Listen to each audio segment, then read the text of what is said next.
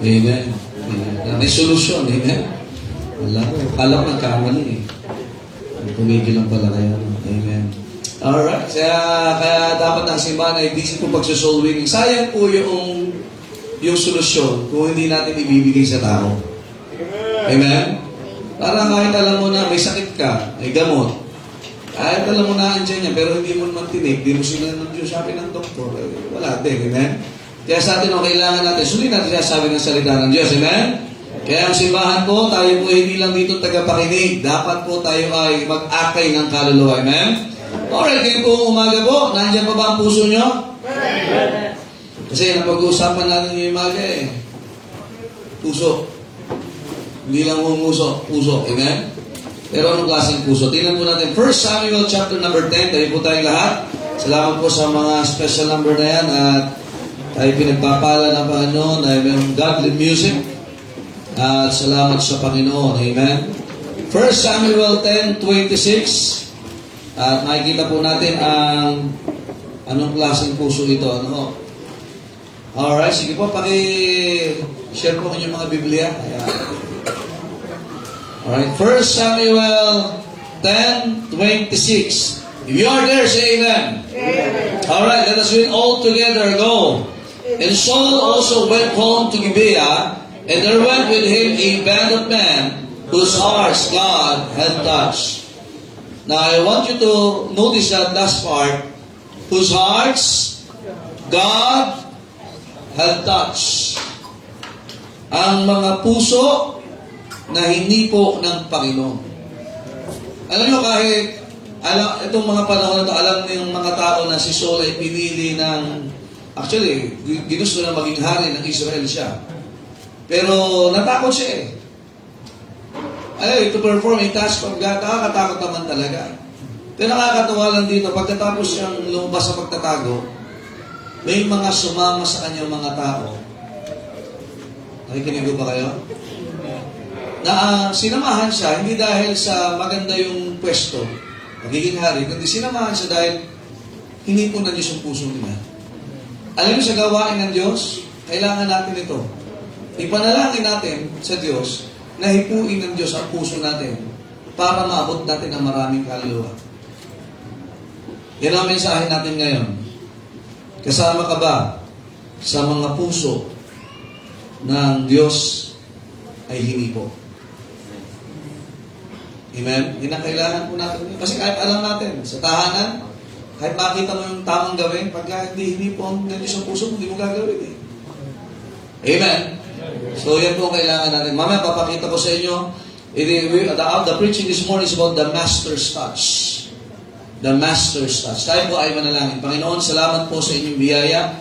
And help us, O God, as we study your words, throughout the scriptures, O God, na makita namin, Panginoon, na even sa panahon namin ngayon, still, you are the one who touches the hearts of the people. We can accomplish things, we can do many things, pero kung hindi niyo po hawakan ang puso ng inyong mga anak, hindi sila magpa-participate, Panginoon. They will not do your will inside their homes, their roles inside the family, and the work of the church na binigay niyo po. Holy Spirit of God, touch our hearts this morning so that we might be part of God, of the ministry binigay niyo. And also, Panginoon, kung may hindi pa nakakakilala sa inyo, bilang Panginoon at tagapagligtas, usapin siya, touch their hearts, O God, so that your miracles will be known at makikita ito sa buhay po namin. Kaya po Diyos ang manguna sa pangalan ng Panginoong Jesus. Amen. Thank you. Please be seated. The Master's touch. Alam, nakakatuwa ito. Sabagat dito binanggit ng Panginoon, in which, ay kasi si Saul, nagtago siya. Kasi si Saul talaga, si King Saul, hindi pa siya hari, galing siya sa pamilya which is pinaka-least sa family ng mga tribo ng Israel, from the Benjamin or Benjamites. And also, yung kanyang family ay isa sa pinakamahirap. And then, bibigyan ka ng task na ikaw ay gagawing hari ng Israel. Hindi lahat ng bahagi ng buhay ni Saul ay pangit. Nakikinig ba kayo? Pero nakita na mga kabalin, he started from the bottom pagdating sa tribe, Benjamites. The bottom, pagdating sa family, pagdating sa provision. Kaya nga dumating sa punto na nalaman itong balita nito na ikaw ang magiging hari ng Israel. Ay nagtago talaga siya. Alam niyo, kahit alam natin ang kalooban ng Diyos, minsan magtatago talaga tayo eh.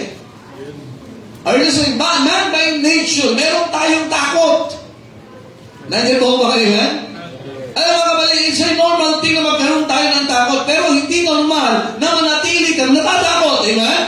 Ang nakakatawa nito, for Him to fulfill ito hong demand na ito sa bayan ng Israel, nung siya'y lumabas, in verse number 23, verse 22 muna, tingnan niyo po. Therefore they inquired of the Lord further, kasi nagtatago na siya, if the man should yet come thither, and the Lord answered, behold, he hath hid himself among the stuff. He hath hid himself among the stuff. Nagtatago siya. Natatakot siya. Verse number 23, and they ran and fetched him thence. And when he stood among the people, matangkad to and he was higher than any of the people from his shoulders and upward. Matangkad, kaya nga dito nakita na tawag dito, ang Israel pumili ng hari dahil depende sa itsura, saka sa height. Ako, pag Pilipino, hindi tayo pwede eh. Malilit tayo eh, amen?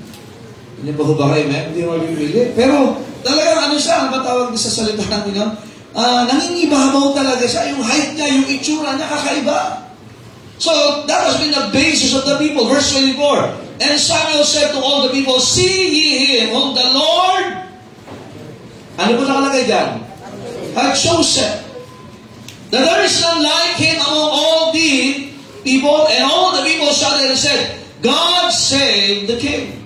Then Samuel told the people the manner of the kingdom and wrote it in a book and laid it up before the Lord. And Samuel went all the people away, or sent all the people away, every man to his house. And Saul also went home to Gibeah, and there went with him a band of men whose hearts God had us.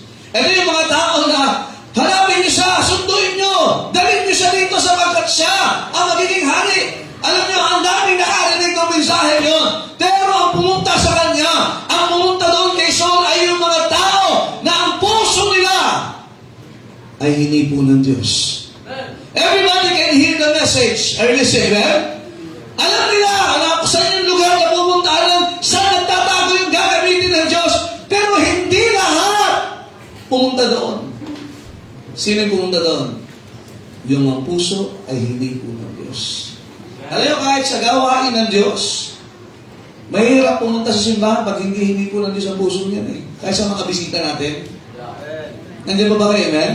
Kasi pwede kang magdahilan. Pwede kang magtago. But don't you know, na minsan kayo nagtatago, na minsan kayo nagdadahilan, si Saul, minamaliit niya ang kanyang sarili. Hindi malaki yung tribo namin, hindi kami mayaman, pero ang Diyos ay may gagawin sa buhay mo. So somebody must fetch them. Dapat may pumunta sa kanila. Dapat may pumunta sa mundo sa kanila. Bakit? God will do wonders in the life of that person. Pero hindi natin gagawin yan kapag hindi po ng Diyos ang puso mo. Nandiyan pa ba kayo? Kahit alam natin na pabira yun yung magiging hari ng unang hari ng Israel. Pero kahit alam nila yun, kahit sila ang humiling nun, hinihiling ang bigyan niyo kami ng hari. Narin na sunduin niyo. Pero hindi lahat pumunta. Pero ang pumunta doon para sunduin siya, yung hinipo ng Diyos ang puso. Ngayong umaga, mga kapatid, ano yung pinagagawa sa ng Diyos? The Master's Rush, biblically mga kapatid, even in Ezra, tingnan niyo po ang mga basis po natin dito. In Ezra po, tingnan po natin, Ezra Nehemiah, sabi saan ba yun? Kantahin mo na lang, amen? In Ezra chapter number 1, nung magtatayo sila ho ng bahay ng Panginoon. In Ezra chapter number 1, verses 1 to 3, now in the first year of Cyrus, king of Persia, the word of the Lord by the mouth of Jeremiah might be fulfilled. The Lord stirred up the spirit of Cyrus, king of Persia, that he made proclamation throughout all his kingdom and put it also in writing, saying, verse number 2, thus saith Cyrus, king of the Lord God of heaven hath given me all the kingdoms of the earth, and he hath charged me to build an house in Jerusalem which is in. Alam mga kapatid, There was a day during the time of Nehemiah, nag-fulfill ang Nehemiah chapter number 2, na kailangan itayo ang tahanan ng Diyos. But even si Silas, which is not a Jewish person, hindi po Hudyo, kapatid, kinausap ng Diyos. Nandiyan po ba kayo? Kaya nga walang aksidente na ang Diyos ay may mensahero, sigurado kakausapin niya, and He wants to touch your heart to fulfill something. Verse 13, who is there among you of all His people? His God be with him and let him go up to Jerusalem, which is in Judah, and build the house of the Lord God of Israel. He is the God which is in, verse number 5, then rose up the chief of the fathers of Judah. And what? Napansin niyo po? Pinakamali, pero may malaki ang kanilang ginagampanan o ginampanan sa pagtatayo ng tahanan ng Diyos at sa pagkakaroon ng unang hari ng Israel. And the priests and the Levites, look at this, with all them whose spirit God had raised to go up to build the house of the Lord, which is in, noong una yung king of Persia. And then ngayon na mga kapatid, ito na, nagsimula, imagine, imbis na sila yung tumulong kay Nehemiah. Una sila, pero unang kinausap ng Diyos, hindi Hudyo. E minsan, God will touch a person's heart, hindi dahil sa pamilyang pinagmulan niya, hindi dahil sa kakayanan niya. Sometimes we will see people being touched by God na hindi mo isipin na sila kakausapin ng Diyos. Kahit sa gawain ng Diyos, mga kabay, alam nyo, may nakakatuwa lang eh. Minsan, tayo dito, iba-iba tayo ng walks of life. Iba-iba tayo ng orientation. Iba-iba, nakakatuwa ang simbahan natin eh. From mula Apari hanggang Hulo. Amen. May nakakarating sa simbahan na ito. Of all ages, amen, from senior citizen hanggang sa pinagbago. But imagine mga kapatid, this church is being built by God because hindi dahil ilang tao, but God is touching the people's heart. Alam niyo yung magandang mangyari sa atin? Na ang Diyos ay hindi po ang puso natin. Alam niyo, sa Bible, pag sinabing whose hearts God had touched, then it means they are spiritually moved, they will be spiritually changed, and they will be awakened by God na sila ay may gagawin. They will be more compassionate, more repentant, and more or deeper, having deeper connection sa ating Diyos. There will be a change in attitudes, there will be a change of belief, and there will be a drastic change of actions sapagkat ang Diyos siya umilos. Pero sa Biblia, meron din pong part na ang Diyos ay hindi puso sila, kaya lang hindi yung puso. Remember Pharaoh, sa panahon ni Moses, matigas ang puso ni Pharaoh. Nakikinig ba kayo, man? Actually, pinahintulot eh, that is a sovereign, di ba? Pinatigas ang Diyos ang puso ni Pharaoh. Ano yun, magpasalamat tayo sa Diyos kung ang puso mo pinalambot ng Diyos. Hindi lahat gusto ang salita ng Diyos. Hindi lahat gusto maupo dyan, nakikinig na salita ng Diyos. Nakikinig ba kayo, man? Pero salamat sa Diyos, isa ako sa pinalambot ng Diyos ang puso para ang salita niya ay may tatalim sa ating puso. Pero ang Egypt, alam niyo ang Parao? Ano yung mga plagues ang tawag doon is the finger of God. Hindi puso ang tinag sa kanila. Technically, their flesh, their mentalities, and their emotions. Kailangan sila makaranas sa kadiliman. Kailangan sila makaranas sa napapalibutan ng palaka. Imagine that. Are you listening? Nakaranas sila puro kuto sa paligid. Sino nakaranas sa inyo yan? Langaw. And their hearts are not being touched because Pharaoh's heart was hardened. But the finger of God, dumating pa sa punto na kahit namatayan na sila ng panganay, ang tigas pa rin ang puso nila. Di ka ba natutuwa na kahit matigas ang mukha natin, pero malambot ang puso mo sa Panginoon? Marami sa atin dito, bago ka maimbitahan, talaga ang tigas mo, hindi ako pumunta dyan, hindi ako dadalo dyan, ayoko dyan, ayoko sa church, pero ngayon nasa ka na, nauupo ka na dyan, may dala kang Biblia, umaawit ka na rin sa Panginoon, nag-enjoy ka rin sa pagsamba sa Diyos, are you listening? Sabagat ang Diyos ang gumawa sa puso mo para yan ay lumambot. Right. Mga lalaki dito, lalo mga tatay, by nature, ang mga lalaki mas ma-pride. Ito yung pinakamahirap dalhin sa Panginoon, mga tatay. Mga mister, tama ba? Pero imagine mo, yung babae, kaya nga yung mga ladies, dapat maging faithful kayo sa Panginoon. Earnest, amen? Amen? Sapagkat hindi tayo ang nagbabago ng puso ng tao. Ang Diyos! Ang kailangan na natin gawin, makipagtulungan tayo sa Diyos. Gawin natin yung ating dapat gawin at gagawin ng Diyos ang kanyang dapat gawin. Makinig kayo, hindi rin tayo ang nagliligtas. Ang Diyos ang nagliligtas. Ang gawain natin, let's be busy so well eh. Pero ang Diyos pa rin ang kakapit sa puso ng tao. Kaya nga tatanggapin niya si Kristo.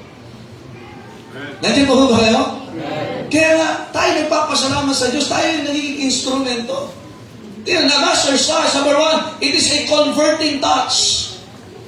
It is a converting touch. Ano pag sabihin converting, you will change from a certain point of view or belief at meron kang lilipatan. Tingnan, lahat sa atin dito, minsan tayo ay hindi natin tiyak ang langit.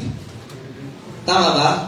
Nung may nagtanong sa atin, kung sakali bang dumating sa iyo ang kamatayan, tiyak mo na ba ang langit? Ang sabi mo, siguro, mabait naman ako, relihiyoso naman ako, maganda naman ang aking track sa aming komunidad, hindi kami kriminal.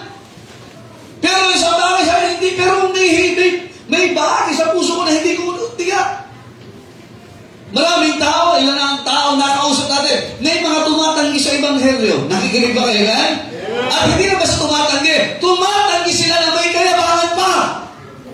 May relihiyon ako, mabait ako, hindi ko na kailangan yan. I'm spiritually fine. But imagine, minsan sa buhay mo, maaaring yung taong ginamit, hindi siya flashy. Wala siyang kasikatan, hindi ka rin nagwapuhan, hindi ka rin nagandahan. Parang ordinary, pero there's something na nagsalita siya. Hindi siya yun, nakabay, it's God. It's God. The one who touches it, pinag-aral sa Sunday school yan, ang nagko-convict sa puso ng tao para sa pagsisi sa kasalanan niya at tanggapin si Kristo ay ang banal na Espiritu. Kaya nga tayo nagpapasalamat sa, ewan ko sa inyo, pero sa dami na, ako'y matagal-tagal na rin ho, 1998 ako na-save.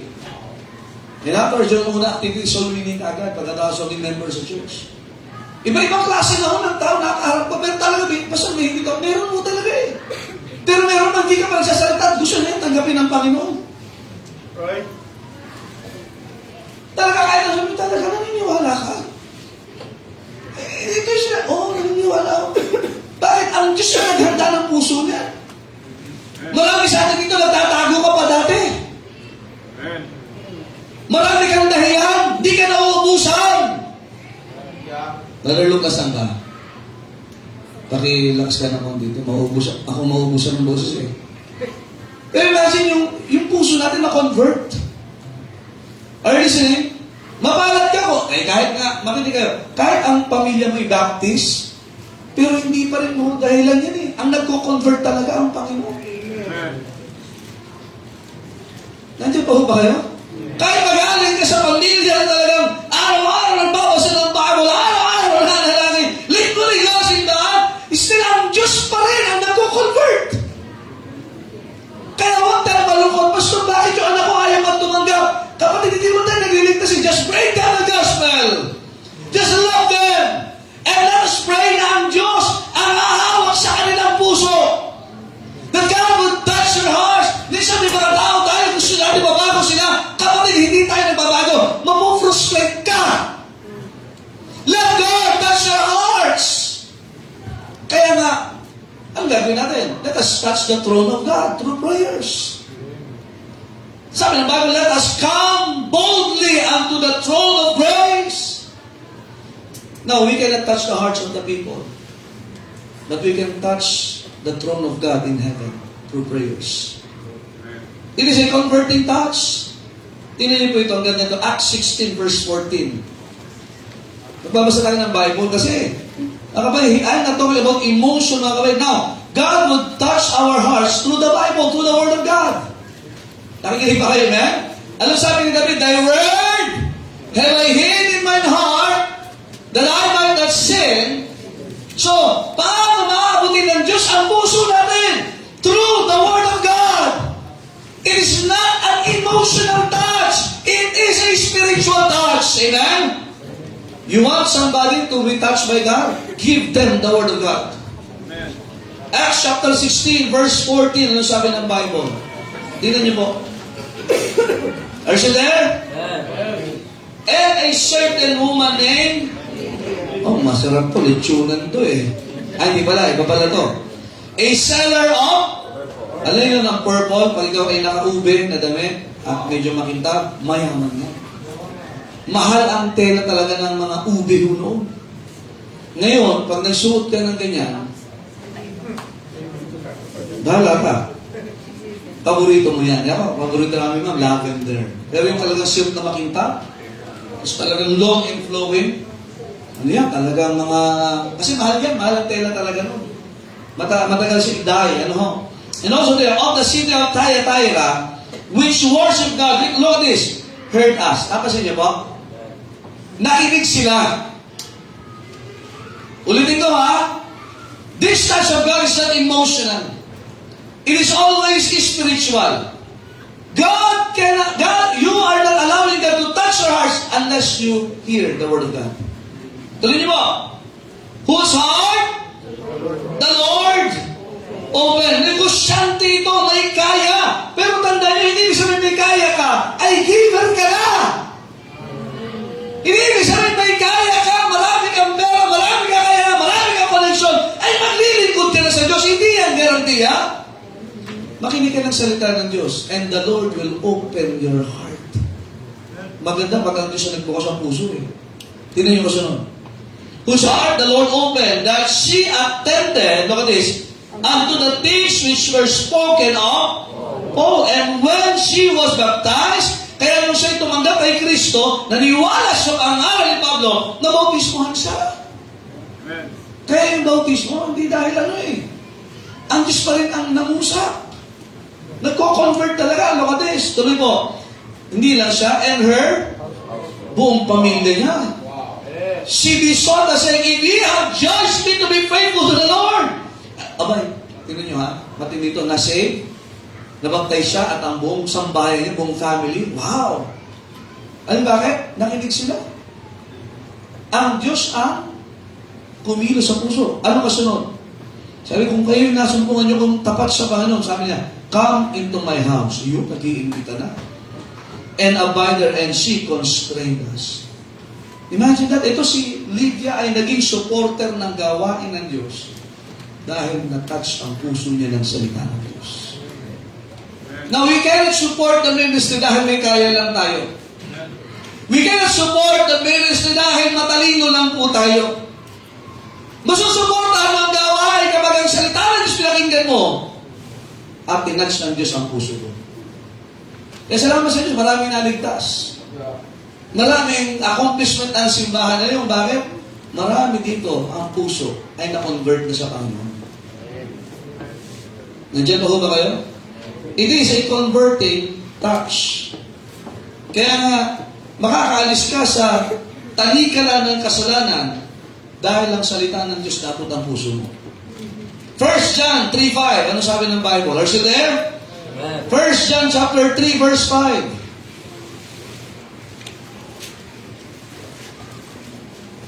And ye know that He was manifest. So yung salitang manifested niya, magmang-manifest. Makinig kayo, hindi. Parang swerte-swerte lang. Hindi ho, amen? And you know that He was, that is Jesus, manifested to take away our sins. And in Him is no, kaya mga kapatid, alam niyo ba, if you know that you are saved, alam niyo, God touched your life na hindi ka manatili na sa kasalanan. Nandiyan po ba kayo, amen? Kasi nag-manifest ang Panginoon, siya ay nagkatawang tao para alisin ang lahat ng ating mga kasalanan. So if your life, if your heart is touched by God, alam mo na ikaw ay pinatawad na sa lahat ng iyong mga kasalanan. So tiyak mo ang langit pag namatay ka. So you are converted. A person na naunawaan niya na siya pinatawad sa lahat ng kanyang kasalanan, the Lord touched your heart. Na kay Kristo ay ang kaligtasan sa kanyang buhay na wala na, you know that God touched your heart. Kasi alam natin, hindi natin kayang bayaran ng ating mga kasalanan. In Philippians 2:13, tingnan po natin sabi ng Bible. Philippians chapter 2, verse 13. Philippians. Taga-Philippians po yan. Wow. Di ba? Taga-Pilipos. 2:13. Notice, for it is God which what? Worketh in you both to will and to do of His what? Sabi ko sa inyo, pag nagagawa mong kalooban ng Diyos, nakikinig ko ba kayo? Hindi dahil sa ikaw yan. Hindi dahil. Hindi tayo nakakapaglingkod sa Diyos dahil gusto mong maglingkod sa Diyos. Hindi tayo nagiging maayos dahil gusto mong maging maayos. Pero ang Diyos ang gumagawa to do and to will. Gawin mo at ginugusto mo na yung ginagawa mo sa Panginoon. Dati naman, di ka naman nagsisimba eh. Di ka nga natagad sa ganitong preaching. Tama ba? Ako po ka lang dyan, natutulog din eh. Pero ngayon, wow! Ginugusto mo na yung preaching. Bumili ka rin ng Bible. Natapos mo na rin ang pagkabasa mo ng Bible. Dati pinantutulog mo lang yan. Pero ngayon, nag-enjoy ka na. Nagsasaulo ka na. Nagsusulinin ka na. Nagtetestimony ka na. Why? You have been converted and God touched your heart. Kailan yung mga lalaki dito? Pag alak ang dala mo nun, di ka nahiya. Pag sigarilyo ang dala mo nun, di ka nahihiya. Pero pag dalahin ka ng Bible, huwag yan, masusunog ako dyan. Pero ngayon, kung bihira, saan ka pupunta? Sa Baptist Church. Ano yung dala mo? King James Bible. Tapos kang laway, ano? Anong gagawin yun? Sasamba ako sa Diyos. Mag-aaral kami ng salita ng Diyos. Dati, dala mo manok. Saka punta sa kungan. Pupusta ako. Malaki ang lamado ngayon. Pero hindi na manok ang dala mo. Bible na. Nakakatuwa to, hindi lang ikaw ngayon. Nag-iimbita ka na, kasama mo ng pamilya mo. Dati, hindi ganyan. Ang puntahan mo, mall, manok, puro amen. Masyal, nala, minunan, mimomo. Ha? Na-convert ka talaga eh. Yung mga nanay, hindi ka machismosa. Na-convert ka na. Ang iyong pinangagalandakan ngayon, si Jesus ay naliligtas. Ayun, nakakatuwa na. Talaga pag ang Diyos ay nangusap, hindi tayo ganito pare-parehas. Dati pala mula ka. Hanggang kanina. Nadudulas ka lang. Pero, pastor, lagi ako nadudulas. Sabay, baka ma-ICU ka niya, mabagok ka niya. Amen? Kasi alam ko, ito yung kahit bayaran mo ang tao, pagka ayaw niyan, ayaw niyan eh. Kahit yung isuhulan mo, pag ayaw niyan, ayaw niyan. Pero tataka ka na lang, dati ayaw ito, bakit na-enjoy na? Ang Diyos na humipo sa puso niya, kapatid. Amen. At tao by nature, kuripot. Tama ba? Hanggang ngayon. Amen.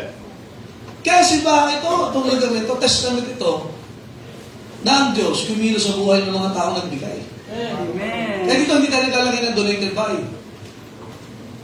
Kaya natin na Diyos ang uso sa puso ng tao. Amen? Eh kahit ang mga anak namin, tiyatrain namin sila, pero kaya anong desisyon mo na? Kasi kailangan ipag-pray natin ang Diyos ang kumilo sa puso ng mga anak natin.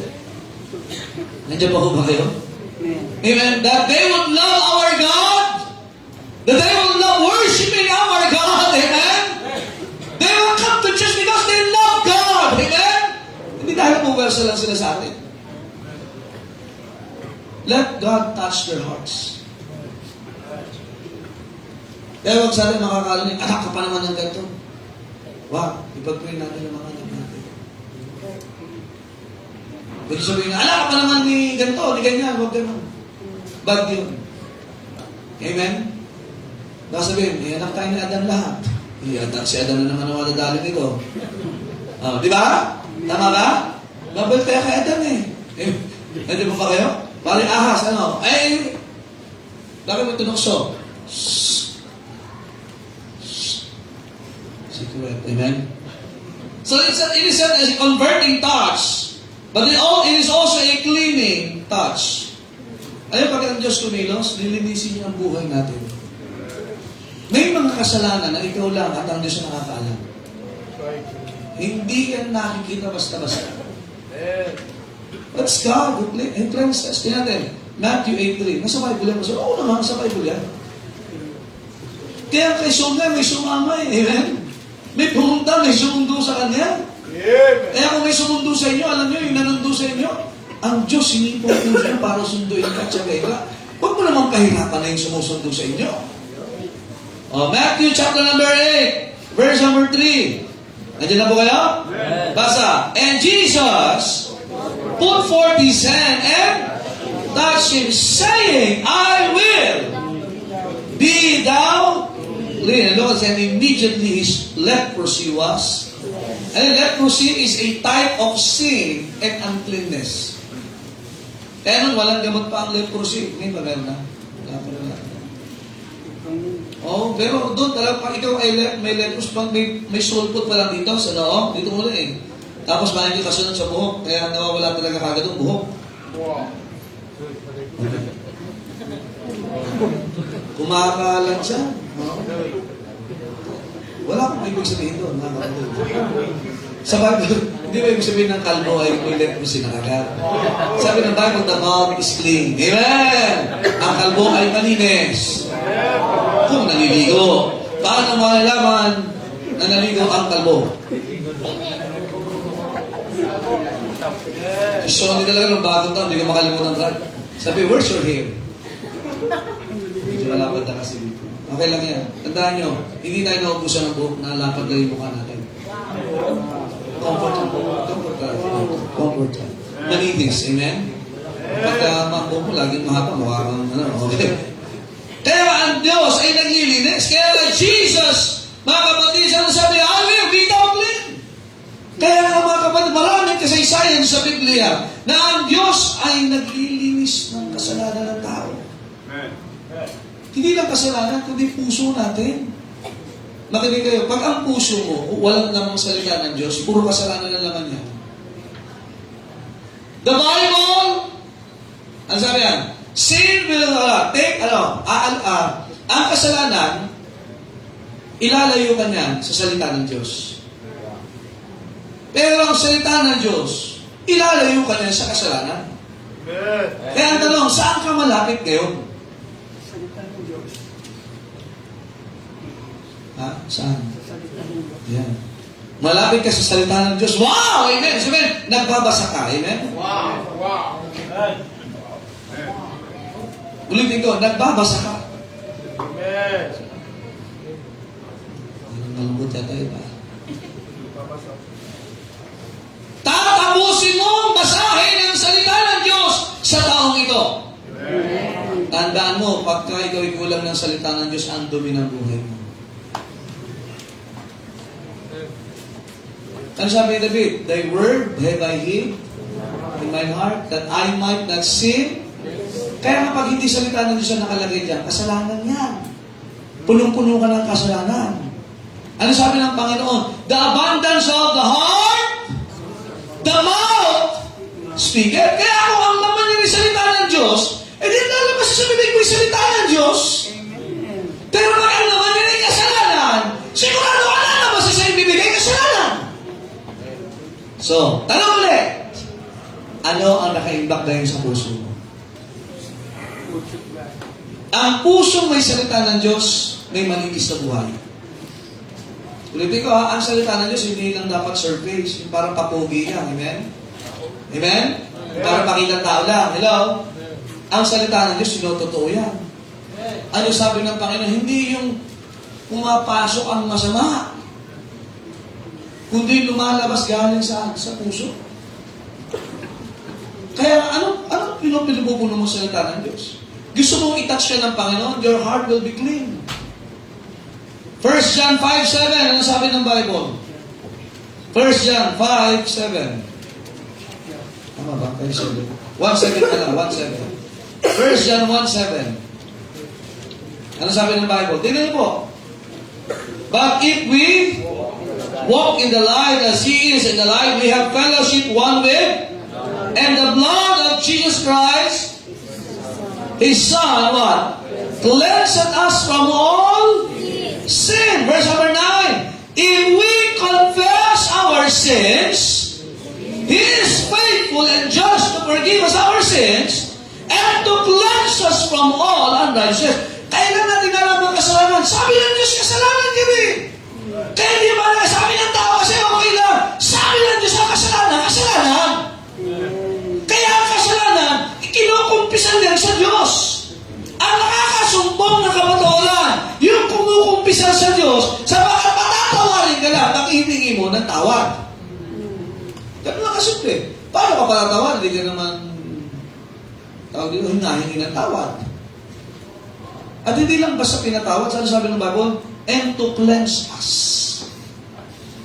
So paano? Pastor, so ang Diyos, pagka tinatch ang puso natin ng salita ng Diyos, may cleansing na mangyayari. Nandiyan pa ho ba kayo? Ang tanong, pinaabot mo ba ang puso mo sa salita ng Diyos? Kaya mo ba kabutin ng Diyos ang puso mo ngayon? May bahagi sa puso natin na yung kasalanan na yun, iniingatan mo ng matagal na panahon na. Di ka lang mo ano yun. Sir, alam mo, hindi. Pero alam mo, pag hindi salita ng Diyos ang nakatanim dyan, may kasalanan nakatanim dyan. At ang salita ng Diyos, binhi po eh. Ang kasalanan may binhi din po.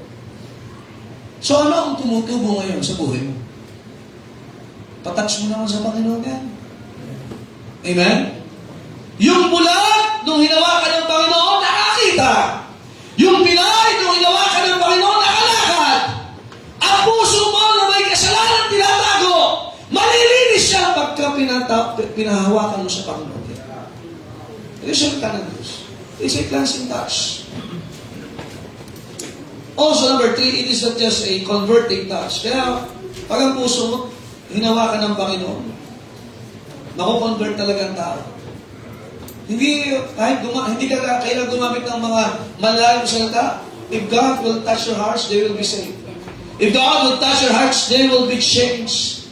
Also, it's a cleaning touch. But number 3, it is also a comforting touch. Matthew 17, verse 7.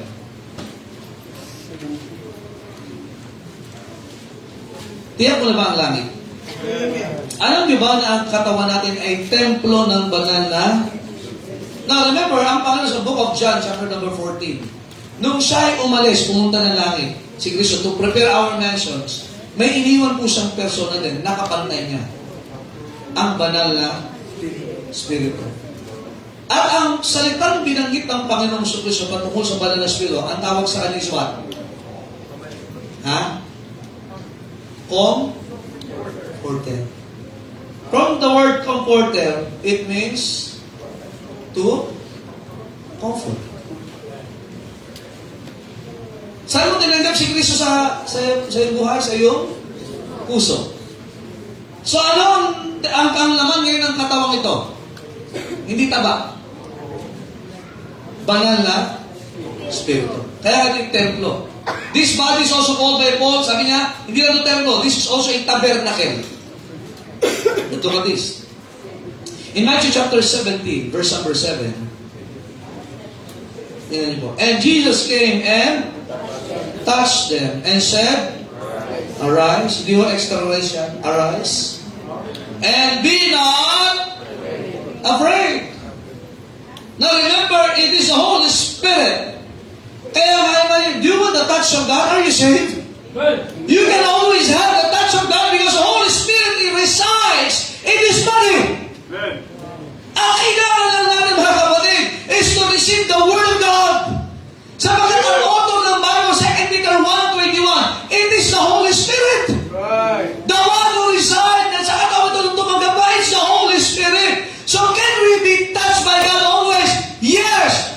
the Bible.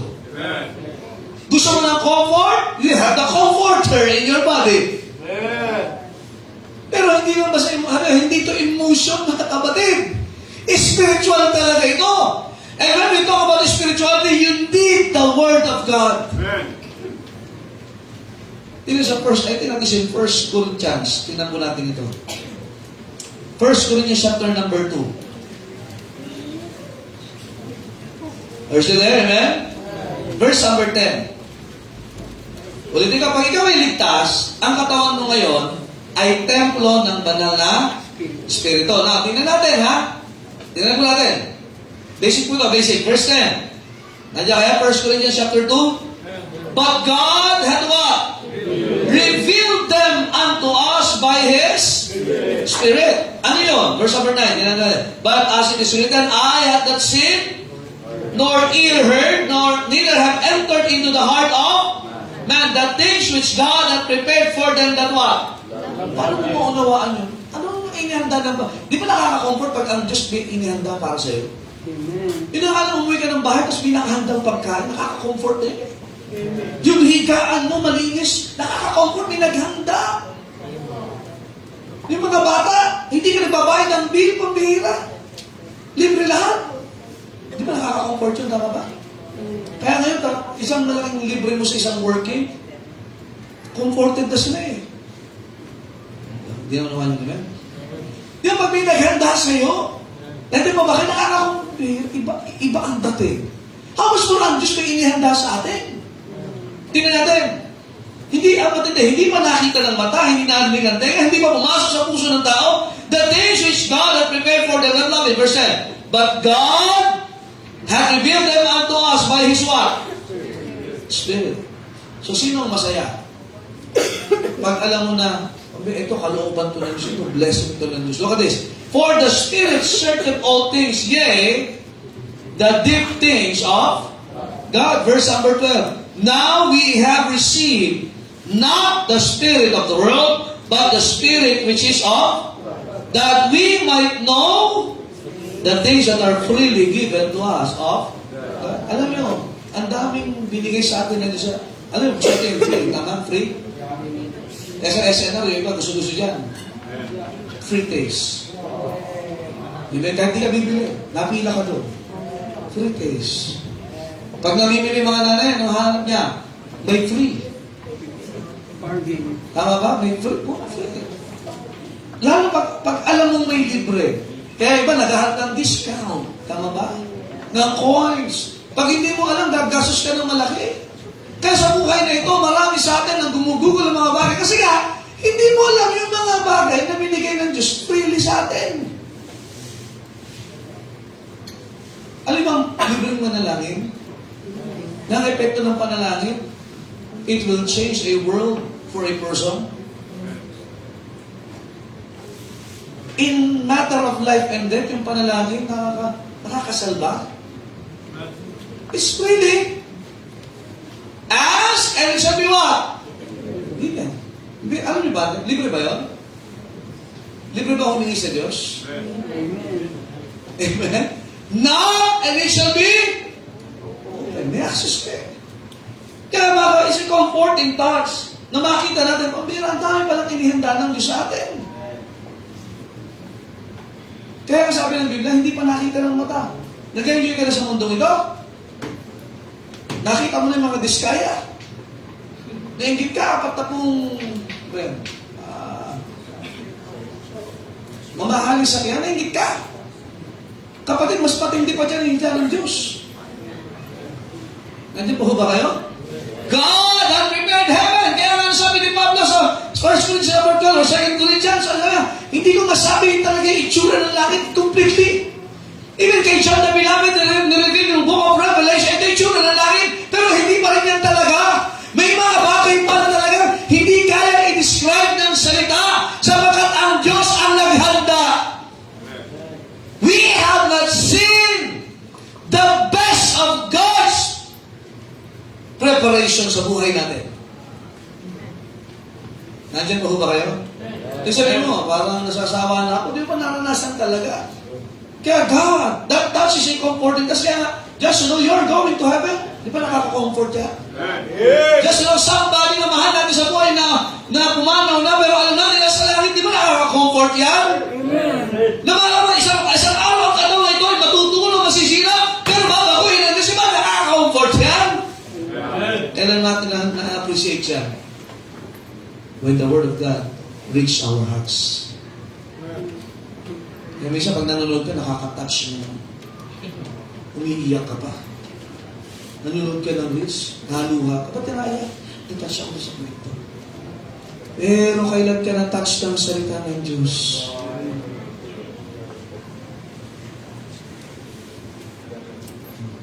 By the way, alam mo ba ang purpose of preaching? Ano yung purpose of preaching? Bakit ganito?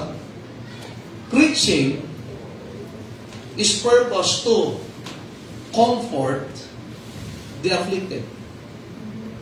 Kaya pag nahirapan ka, makinig ka ng preaching. Huwag kang absent. Ang dami kong problema. Di lalo ka dapat sumimba. Amen. Para ma-comfort ka ng Diyos. Hey, hindi ka nag-iisa. I will never leave thee nor forsake thee. But also another side of preaching is not just to comfort the afflicted, but also to afflict the comforted.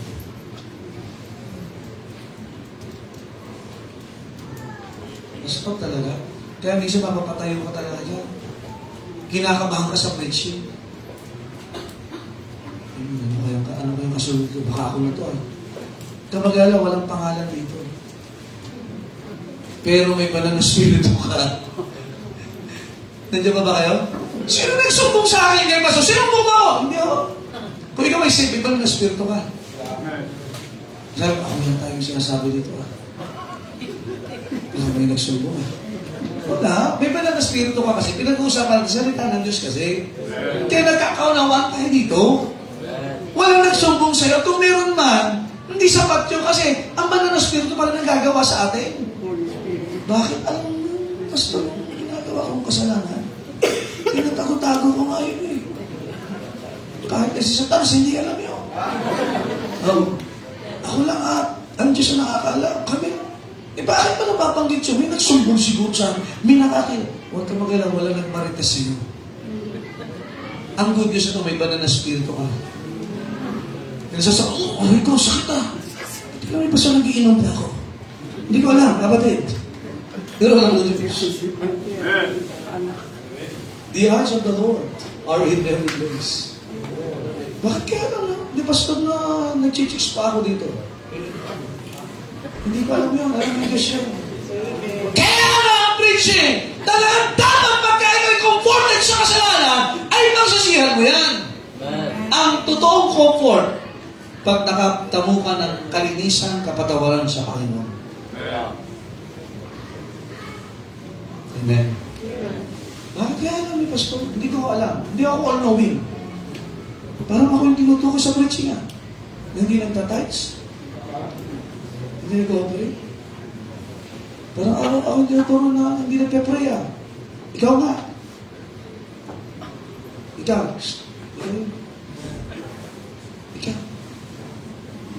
Alam mo, Pastor? Hindi. Sabi ng Bible, amen? Thou art the man. Amen? Also, not just a comforting us, but lastly, the Master's touch, it is also a conquering touch. Ang puso natin, nakakar na ba ng Panginoon yan? Nasakop na ba ng Panginoon yan?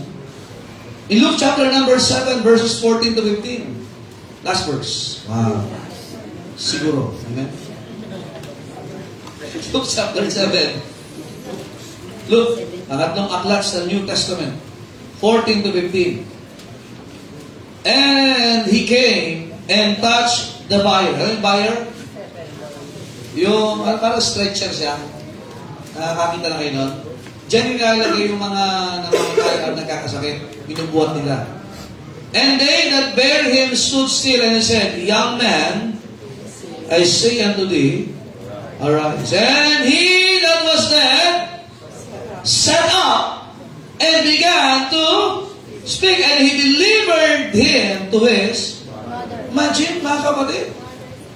Jesus Christ conquered the death. 1 Corinthians chapter 15. All death is swallowed up in victory. Don't you know even death, mga kapatid? Kaya if you are saved, tayo po, kung ikaw ay naligtas, dalawang beses kang ipinanganak. First, physical. Second part, spiritual. Being born again out of what? Corruption. So, pwede tayong hindi makaranas ng kamatayan. So, ang sigurado, dalawang beses kang ipinanganak. At pwede kang isang beses mamatay. Pero pwede bang hindi matuloy o mag-rapture? Amen? Pero kung ikaw naman ay hindi ligtas, ikaw ay isang beses ipinanganak, pero dalawang beses mamamatay. Ang tanong, nanampalataya ka na ba kay Kristo? So, ngayon dalawang beses ka pinanganak at pwede di pa makarang sa kamatayan. Alam ba, even death was conquered by the Lord Jesus Christ. 1 Corinthians 15:54. Kaya nga tingnan nyo, ang kamatayan talaga sa Kristiyano, hindi talaga kamatayan. Kaya sa Bible nakalagay sleep. Kasi ang maging sleep lang is yung body, but our soul and our spirit is in the... Nandiyan ba kayo? Kaya nga, Jesus Christ conquered it. Kaya itong kabataan, itong namatay ito, sabi ng Panginoon, yan na, sa'yo sinasabi ko sa'yo. Umangot ka. Kaya nga ang salita ng Diyos, pag na-touch ka, babangon ka talaga. Hindi lang pala kape, nagpapabangon. Nagkamali ka, pwede kang bumangon. Nagkasala ka, pwede kang bumangon. Amen? Are you listening? Amen? Bagsak na bagsak ang iyong damdamin, pero pwede kang bumangon. Bakit may salita ng Diyos? Ito nga, physical, patay na ito. Kung tutusin, parang wala na ito. Pero sabi ng Panginoon, yaman, I say unto thee, arise. At siyang patay, naupo. Nakaupo na ngayon. Dati patay sa salita ng Diyos yan Hindi interesado yan. Ang patay, kahit anong sabihin mo dyan, hindi niya appreciate yan. Tama ka? Kaya paano ka makikipagdebate sa taong hindi naman tinanggap si Kristo? Sino sa inyo nakipag-usap sa pader? Na matino? Iba yung napapractice ka pagka may oratory ka. Pero yung talaga regular ka na, ito na ako, sabi mo itong pulpito. Sige nga. Tapos sige nga, sinong tao ang matino na kinausap mo yung walang buhay? Salamin. Tingnan nyo, noong January, ang daming nagpapahid sa Quiapo. Walang buhay. Sino matino? Right. Sino sa inyo mag-usap sa tiles?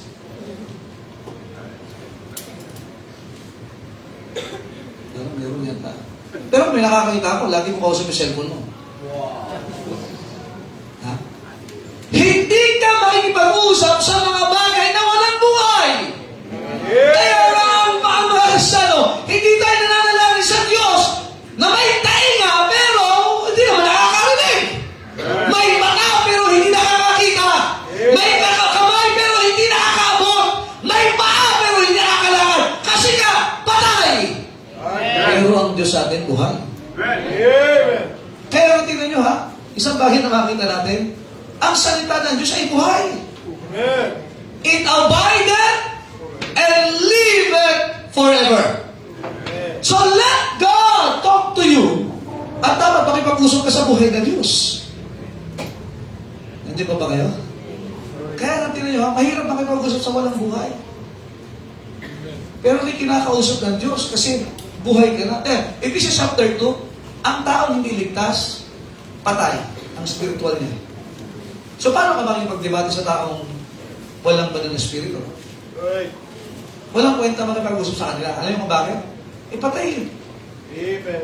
Ulitin ko, sino sa inyo ba makipag-usap sa patay? Natatakot ka nga, di ba? Sa military mo, natatakot ka Hindi ka ba natatakot na makipag-usap sa kaya hindi ka pwede makipagtalo sa tao Ang kailangan natin magpaturo sa salita ng Diyos. Amen. Let God touch your heart. Ika-conquer niya. Amen? Kaya nga, hindi dapat po natin payagan, mga kapatid, tatagal ang buhay natin sa mundo ito, na hindi ka na-heal, hindi ka nanampalataya. Amen. Let God touch your heart so that He will conquer you. Amen? Kaya pag ginagawa ko natin mga kapatid, nakakatuwa ito, no? Mauupo ka. Buhay ba ang kausap ko ngayon? Amen. Dati ba natagal? Sige, kayo po. Dati natagal kayo na matagal na nakaupo sa simbahan?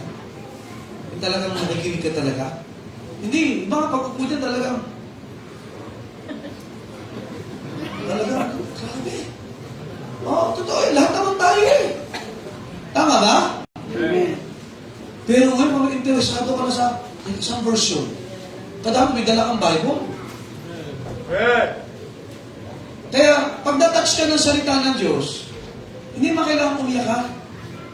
Hindi man tayo puro drama, spiritual tayo dito mga kapatid. Amen? Pag natouch ka, nakakanker ka ng Panginoon. Dapat meron kang desisyon. Huwag kang aalis sa lugar na ito. Teka, kinausap ako ng Panginoon. Tinouch na yung puso ko. Anong tanong? Anong desisyon ang gagawin mo bago ako umuwi mamaya? Yung mga iba, pag sabi, pag nanonood, naiiyak ka, natatouch daw sila. Naawa ko doon sa bida, bakit? Ang galing maging check. Kasi drama. Pero kayo na. Actually, ang umiyak, desisyon yun eh. Di ba sa'yo nanonood, ako rin naiyak. Natawa ka habang may naiyak. Yun ang desisyon niya. Pero dito may salita tayo ng Diyos sa babasa mo. Matindi, yung author, kasama natin lagi. Saan ka nakakita ng author ng aklat na binabasa mo ay hindi namamatay at lagi mo kasama? Amen. Siyempre Bible. Natatouch ka ba ng salita ng Diyos? Nakanggar na ba yung kasalanan mo? Nakanggar na ba yung kalungkutan mo? Baka ngayon nalulungkot ka pa rin. Na-comfort ka na ba? Amen? Nakakar naman ng Panginoon yung past mo na walang tapos na yan. And God gave you what?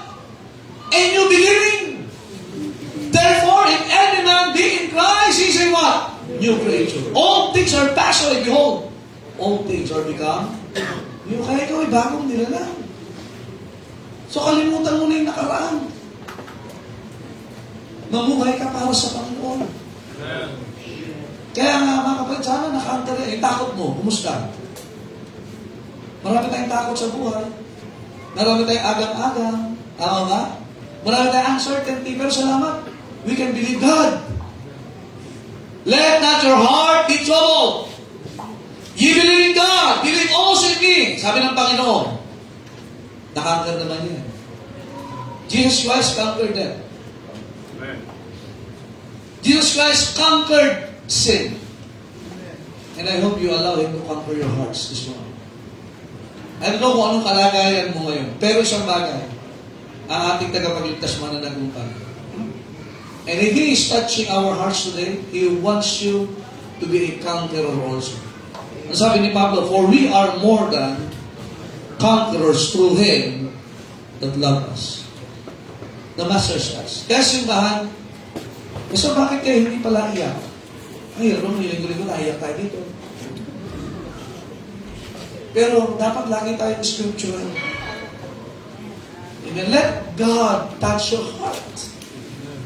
Kasi bakit lagi tayo nagbubukas ang Bible? Siyempre, ayokong emotion eh. Maganda emotion kung galing sa spirituality. Pero bali wala ang luha kung crocodile tears yan. Mga congressman lang yata meron. Iyak-iyak. Delikado yung ganyan eh. Ang gawin natin, simple lang po, hindi ka emotional, spiritual ka. Nakita mo ang Bible, God touch your heart, at tama yan. Yan ang kalooban ng Diyos. Yun ang gagawa mo ng desisyon.